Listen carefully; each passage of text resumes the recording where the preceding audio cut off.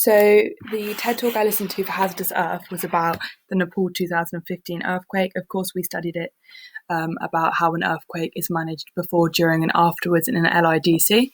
The title was Shaking Development in Post-Earthquake Nepal, and it really caught my attention because it seemed to be quite positive.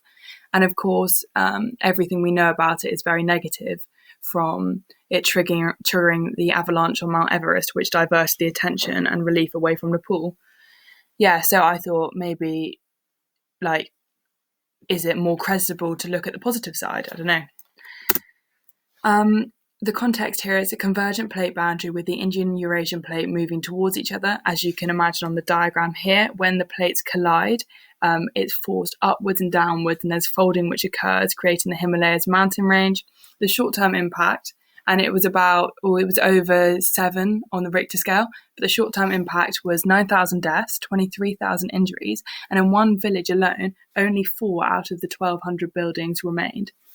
Search and rescue was hard due to the mountainous locations, and also the response was very slow and ineffective. 1.4 million people were homeless, and they rely upon farming very heavily, and so all their crops were destroyed.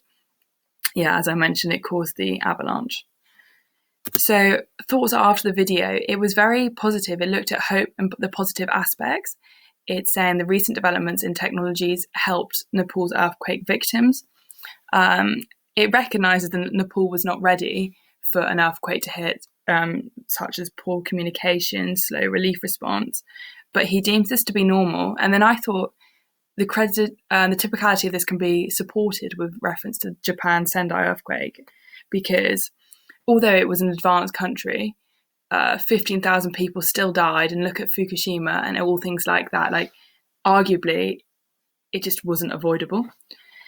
He dwelled upon the power of an individual and the internet to inform decisions and make a positive difference. So he looked at Facebook safety checks, raising awareness through social media, which in turn resulted in fundraising, which mobilized resources very quickly. He looked at the relief that wasn't really given credit. So the local people or people nearby or holiday makers who delivered relief supplies, so of course there was an inefficient government response, but he's saying this inefficient response gave an opportunity for individuals to adapt and to help out the locals in need.